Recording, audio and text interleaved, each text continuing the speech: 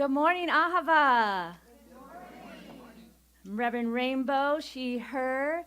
And thank you, Heather, for honoring that request of that song. And, you know, we're going to have you do it again, though, when your voice is at full capacity. So,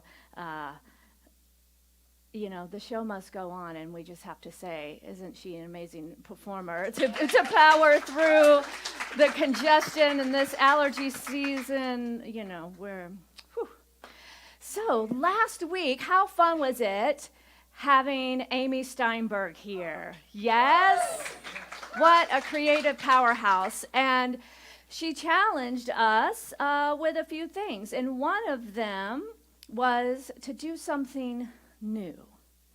So take a minute and think, and maybe you forgot, but you did it subconsciously. Did you do anything new this week? As simple as maybe walk a new path or take a new way to work on your commute. And did it open up something new? So for me, this week, although it wasn't something new, it was spontaneous and it was fun. And I did a quick trip up to Chicago and bought a second car, which is something that we have been calling in for our family to have more freedom and ease. Amen. Hallelujah. Manifestation. And beloved Cora Bell drove me up to Chicago to get this car for my friend. And yes, grateful for community, right? And although Chicago is not new to me, obviously I lived there for a while, it is one of my favorite places. So getting to share that city with someone new is also a new way of experiencing something new, right? And you can see how when just breaking the routine, and sometimes it's literally going somewhere new, and it doesn't have to be as far as Chicago or across the world or a big vacation. It can simply be discovering a new park or a new path or a new neighborhood right here in Lexington, Kentucky, or wherever you are online. But being willing to see things with that new perspective, that curiosity, which we're talking about, and that wonder and that openness, it opens our mind and our heart to see new possibilities. And that's something we talk about often, right? Like we want to be open at the top and curious to allow that which the infinite spirit, God, life is always pouring upon us, to allow that new discovery to come through us by being willing to see something new. So maybe it's a new city, maybe it's a new path, and those things might lead to an opening or an aha that might allow us to see something new in our relationships, to see something new or discover a new insight about ourselves. Perhaps how we have been stuck or in a rut or in the routine of life. And when we get in this routine, our thoughts can be pretty narrow. And we can start to believe them that this is the truth and the only truth because it's what we are seeing right now. And then we can kind of begin to harden those walls and think that we are right and that there's no other way, right? And in truth, as that beautiful song let us know, there are no walls in between you and me in spirit. We are one with the infinite.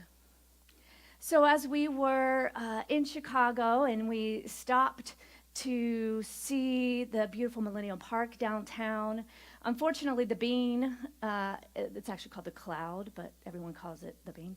The Bean is under construction, so you couldn't get right to it, but you can get close enough to see some of the reflections and stuff. But we're walking this path, and there were what looked like were created a barrier, like a wall, and this wall had kind of like greenery, natural landscaping down it.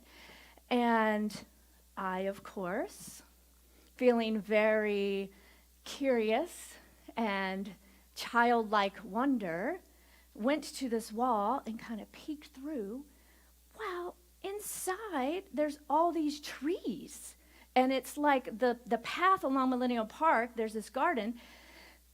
It wasn't a concrete wall, it was a wall of trees. And yet, if you just looked from the outside, it would look like one thing. But when I peeked in, I see the tree. It was like a fairy garden. I was like, hi, fairies, I see you. I found, like it was like they were calling to me or something. And I was like, what is this? And,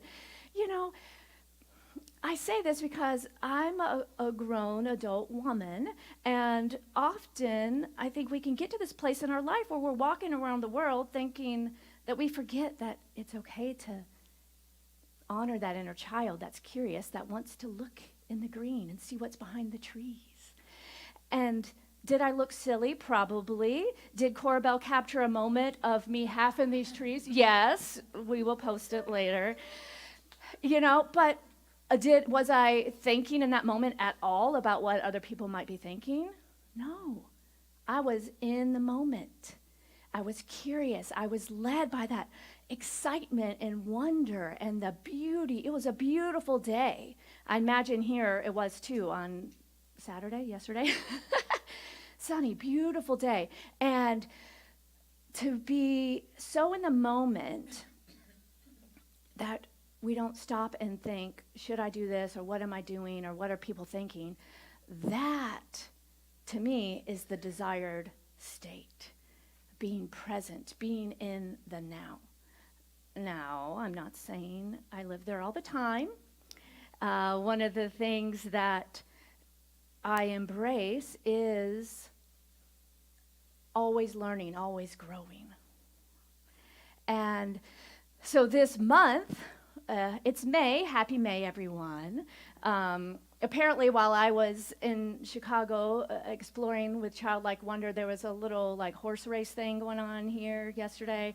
I was like, oh, that was yesterday. So to those who, Derby Day, the hats are beautiful, all of that. But this month, May, we are kicking off a new series, a new topic, and it is From Good to Great to Grand.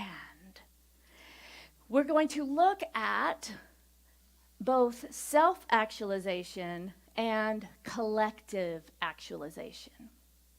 And we start with today's topic of exploring our inner landscape.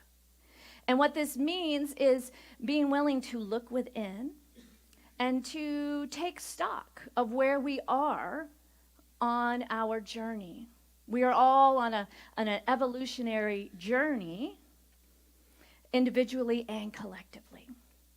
So when we take stock, we look at kind of where we are in our life, and it's important to go back a year, 5 years, and say, what was something what was a goal or something I desired or something that may have seemed out of reach that I can now realize I am living in a certain being or quality, demonstration, manifestation. So to take stock, one, by being willing to look back, because we don't often see it, and we can't, it's like when you have a young child who's growing and you see them every day growing, you're aware they're growing, but it's not as shocking as when you go visit relatives once a year and they're like, wow, and all the, aunties, all they can talk about is, you've gotten so big. And then I find myself doing the same thing to kids, and I'm saying it, as I'm saying, I'm like, they're so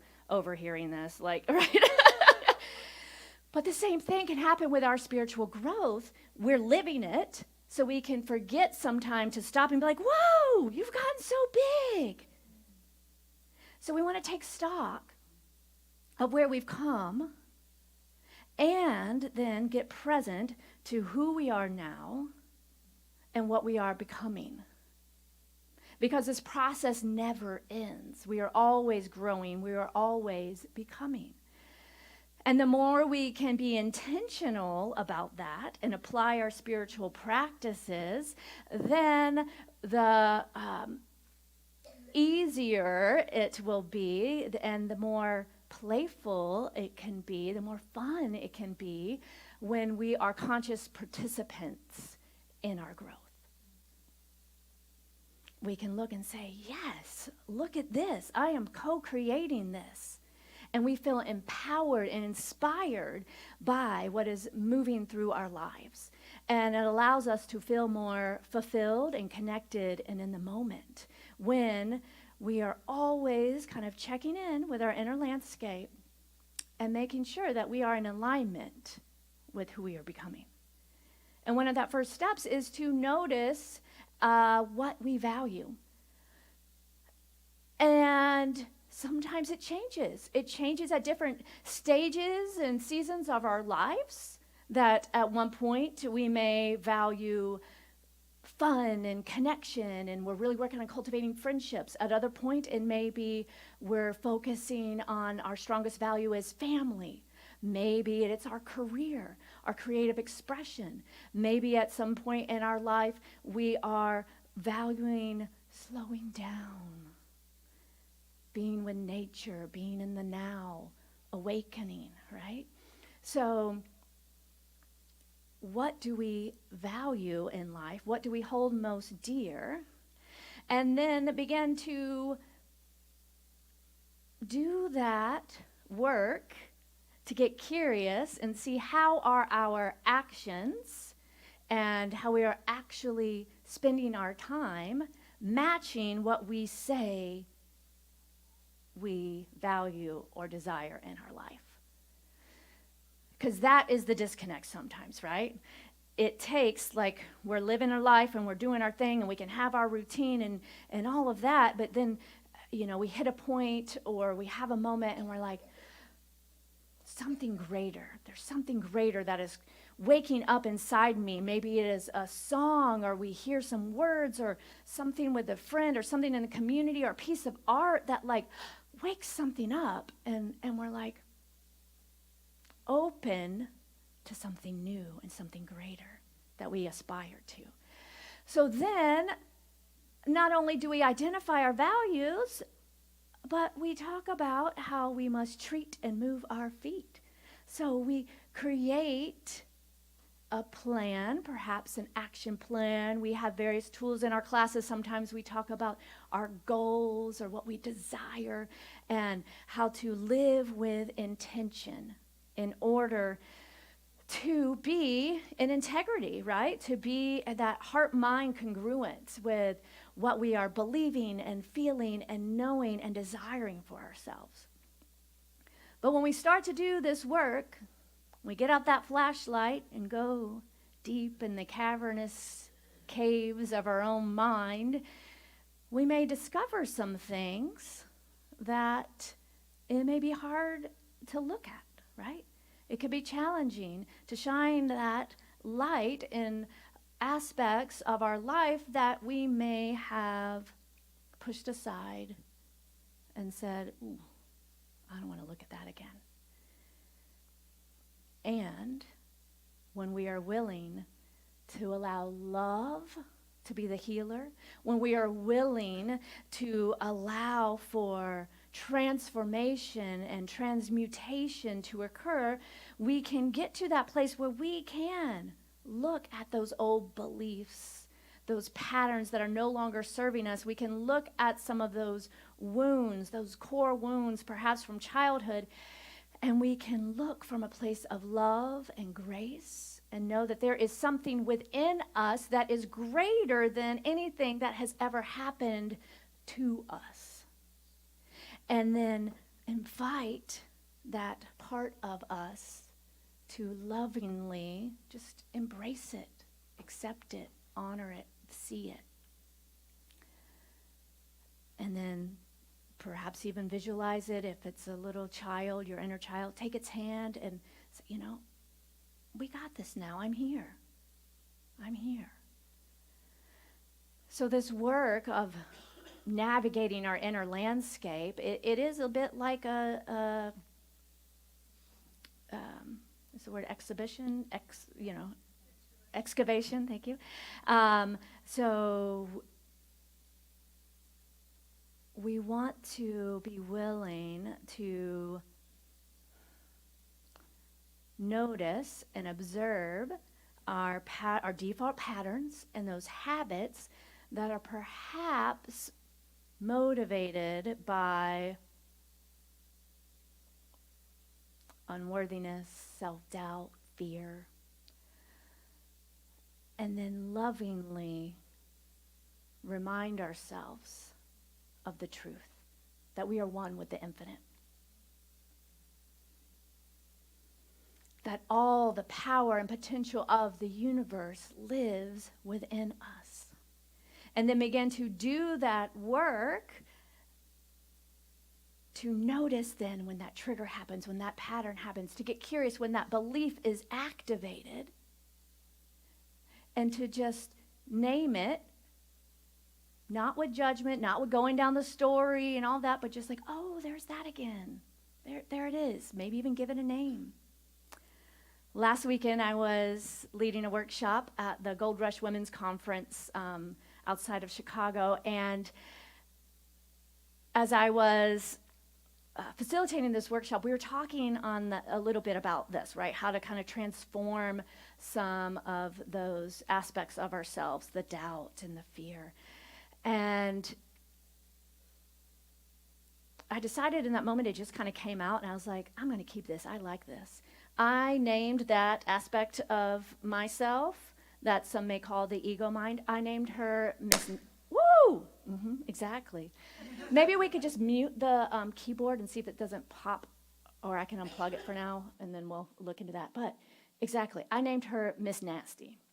So then I'm teaching this workshop, and it was just like, this is kind of working, right? So like Miss Nasty likes to judge. Miss Nasty likes to live in the future or the past, right? Miss Nasty always has to be right. Miss Nasty feels like she has to do it all on her own, right? So I could go on and on and on.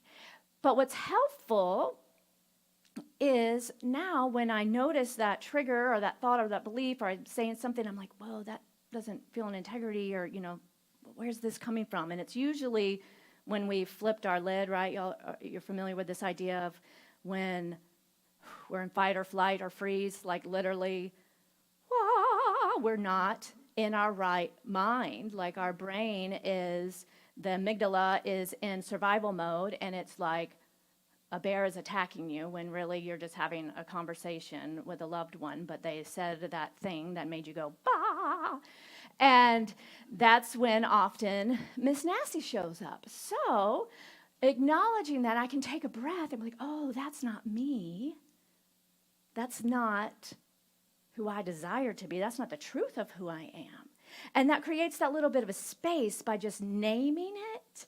And, I know I'm using a silly name, Miss Nasty, right?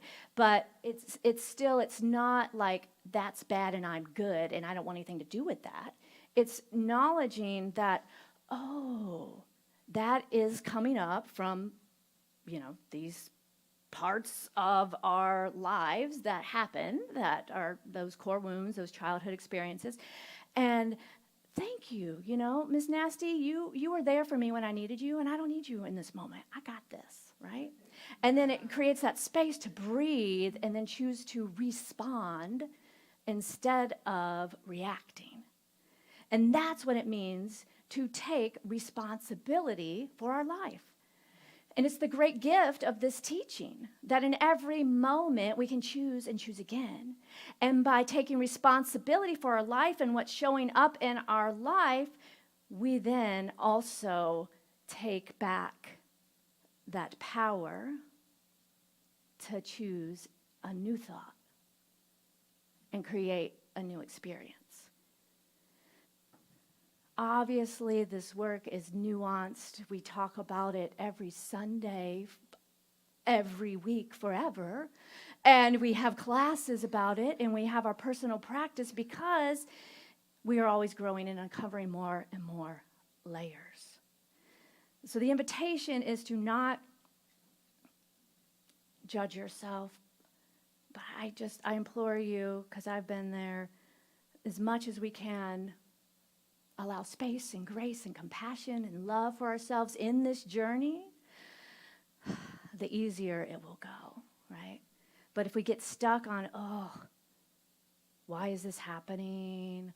Or, judging our behavior or someone else's behavior, that judgment, man, that is that block.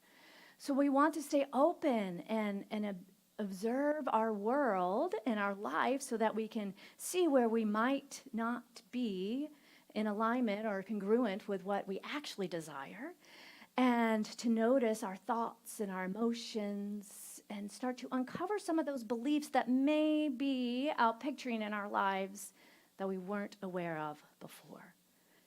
This is the journey towards self-actualization. And that is what we are talking about this month. So I went down a little bit of a rabbit hole thinking about what is self-actualization? Like if we're talking about this month, good to great to grand, but what is this? And so that inquiry led me to Maslow's hierarchy of needs. Right, so I have the slide up here. And so this was, like late 1940s, I think. So I looked at it, and then I did research like Maslow's hierarchy of needs debunked, myth, is it still true, right? Because it's like, I'm just questioning, like, how have we, over time and as a society, perhaps grown since the 1950s? I'm sure we have, and what of this is true and what isn't? So I share this with you, and I share it from the perspective of this, it's not well researched in today's view of what it means to actually have like a theory and science and prove it. And it is based on white men in the 1950s. So we have to take all of that into account when we look at these things, but also it's like, this is just a suggestion. And I find some of these things still very relevant. The other thing I want to point out about this, though, is the hierarchy. That's what I think we can just get rid of that word and get rid of this idea that there's any kind of pinnacle experience and that it happens in a linear way. Because life, if we look at nature, if you look at our own life, for me, it's cycles, right? It's cycles. So I'm going to share a bit on this as a foundation as we move through this month. But, the idea is that first we have our psychological needs, which is water, food, shelter, sleep, clothing, reproduction. Like those are our basic psychological needs. And we have, the reason it's right, as a hierarchy, it's like one kind of builds on the other. Like once we feel safe, then we're safe to then be able to explore things such as health and prosperity, and then love and belonging and all of this. But it's not like we achieve it once in our life. Like we can move throughout this, through our life and through our world. And I also bring this up because if you look at our world today, we are seeing how many people that red and orange, the psychological needs and the safety needs, are still the most prevalent and urgent, even in our own community. Which brings us to this idea of our collective actualization too, right? So there's certain things in our systems and structures that we must look at, that if we were to say we all desire to be self-actualized, to become the most that we can be, to live our full potential, right? Living life to the fullest. If we desire that for ourselves and everyone else, our whole community, then in order to get there, that world that works for everyone, we kind of have to start and look at how are we as a society supporting the psychological and the safety needs of our community. If someone's hungry, all they're thinking about is where am I going to get my next meal, not does this person, do they love me? How am I perceived in the world? Am I respected? And am I able to actually discover the truth of who I am? No, like I need to eat. I need my body, right? So self-actualization in this model is the idea of living life to the fullest, being all that we can be. And when we find ourselves in that place, the opportunity then is to shine our light and to share this with the world and with others in whatever way we are called to, because we are not individuals having solo experiences. Everything we do in this world has a ripple effect and an impact because we are one, we are collective. And if we desire to grow and to create a world that works for everyone, then in those moments of feeling the love and the belonging, of feeling the esteem and the self-actualization, how can we then ask, what is mine to do to support my community in those opportunities as well? So that's the base of what we're going to be exploring this month. And I just want to point out that orange one, love and belonging, friendship, intimacy, family, sense of connection. That is a big part of what Ahava values and why we are here.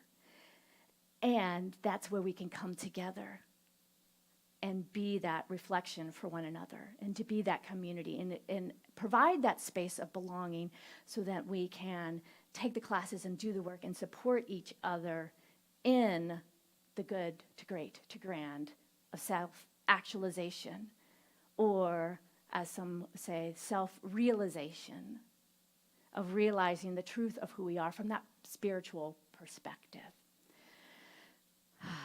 So take a deep breath.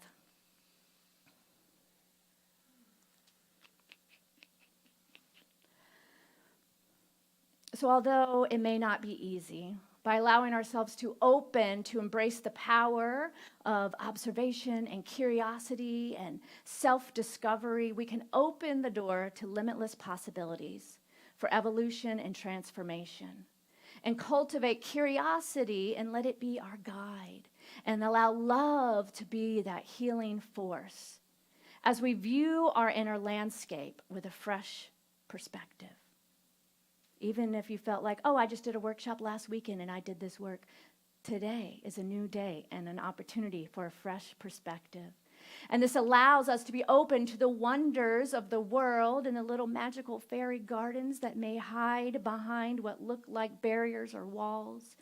This allows us to be open along our journey of self-discovery for authentic self-expression. And it may call us to explore the depths of our being and untangle layers of identity and beliefs that no longer serve us. But through this untangling, we can embrace the transformative potential that lies within. Where does the transformative potential lie? Within. And with each discovery, take those courageous steps towards living a life of authenticity, of courage, of joy, of freedom to be all that we can be, yes? So let's take that into prayer. Coming up, Bill.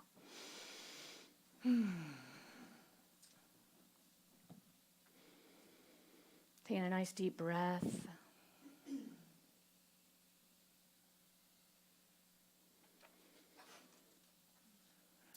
Allowing your breath to bring you right here, right now, in this present moment.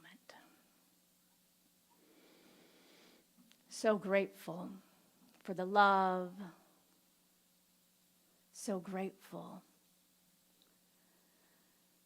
for the joy and the peace and the possibility and the potentiality that is present right here, right now. As I know and recognize the one life, the one energy, the one source back of all things as love, I know this to be freedom, creativity, joy. There is only one thing happening here, now, always, through all beings in all dimensions, in all space and time. this one life, this unified field of unconditioned cosmic energy lies within me. It is who I am.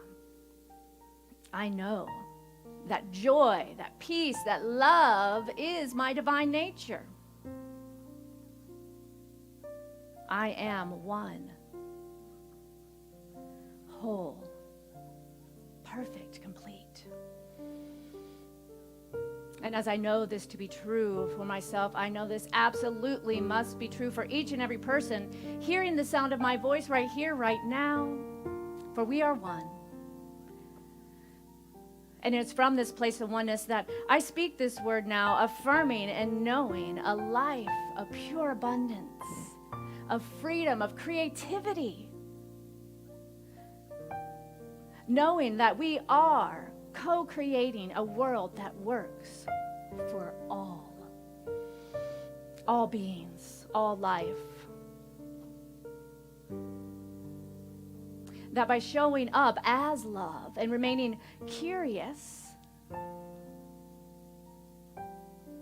that new paths and possibilities, new potential is unveiled.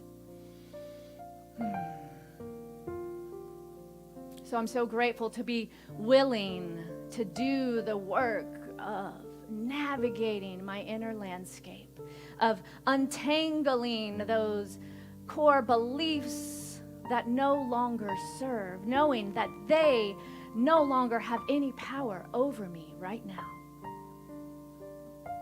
Fear, doubt, worry, not enoughness, Miss Nasty has no place in my life from this moment forward, for I am pure love.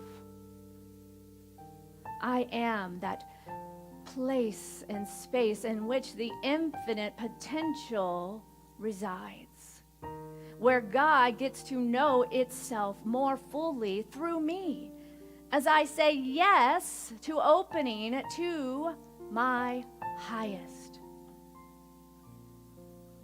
to that grand rising of energy and potential and power within me. I say yes. I say yes.